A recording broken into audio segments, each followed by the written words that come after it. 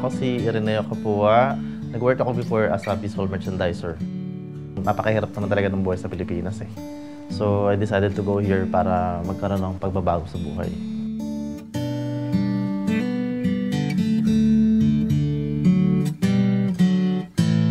Ako pala si Harvey Capungkol.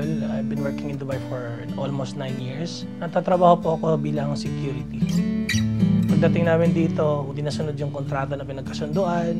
So sabi ko sa sarili ko, sige, tuloy na lang.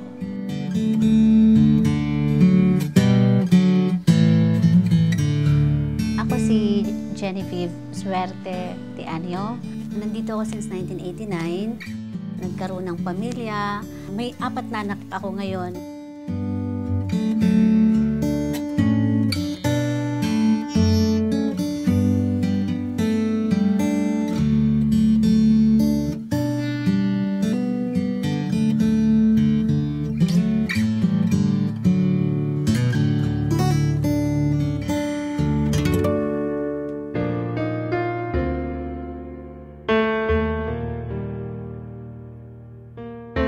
Minsan, discriminate tayo dito, especially dito sa Dubai.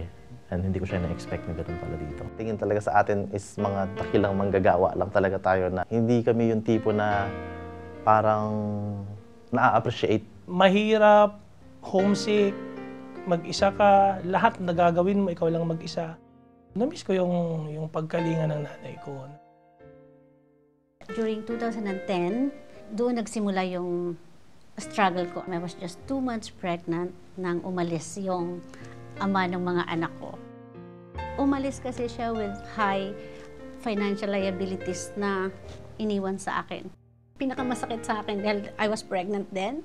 And that was the most painful part kasi hindi ako pwedeng ma-pressure dahil may baby ako.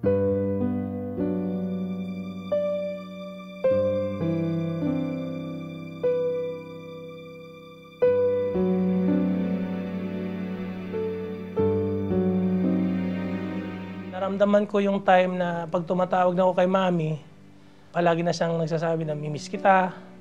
Hindi man niya diretsahin, pero nararamdaman ko pangungulilan niya.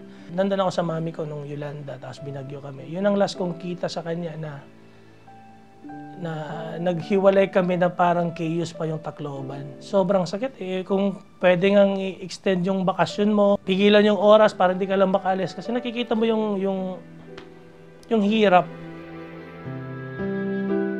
Sila for holiday.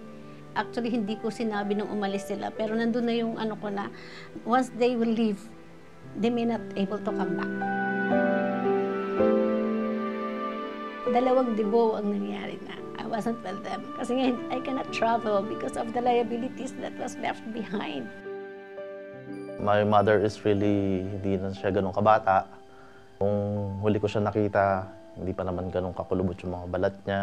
Pero nung last time, nakikita ko lang siya sa Facebook, sa Skype. Ngayon, sobrang tanda na, puro puti na yung buhok. Nakakaano eh.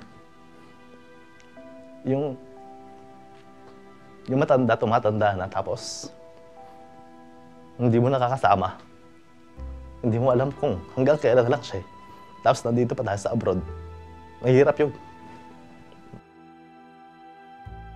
Every moment na wala ako sa tabi nila, parang pinanghihinayangan ko kasi akala ko kasi dito sa abroad, nandun makukuha mo lahat eh. Pero hindi pala.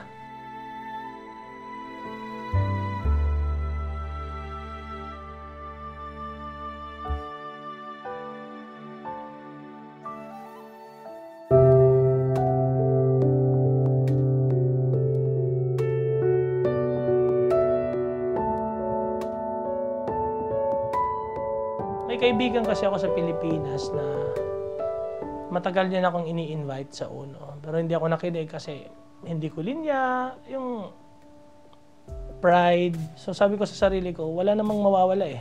So pinakinggan ko lang siya.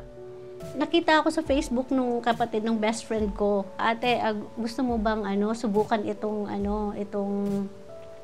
bagong networking? Sabi ko, tingnan ko. At that time, ma-pride ako. Kung may una man taong magiging negative sa networking, siguro ako na. Hindi ko alam na ito palang business na to ang magbabago ng buhay namin.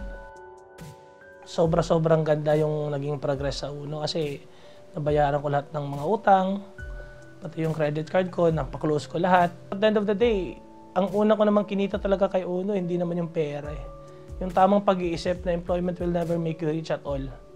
Yung tamang pag-iisip na may mas magandang buhay.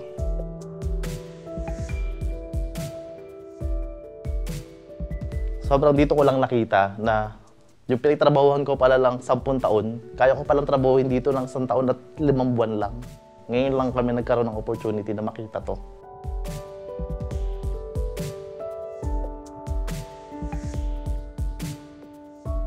Ginawa ko siyang full-time yung compensation na naibigay ng Uno, lahat ng financial problem ko ma-overcome ko na. I want to introduce Uno worldwide.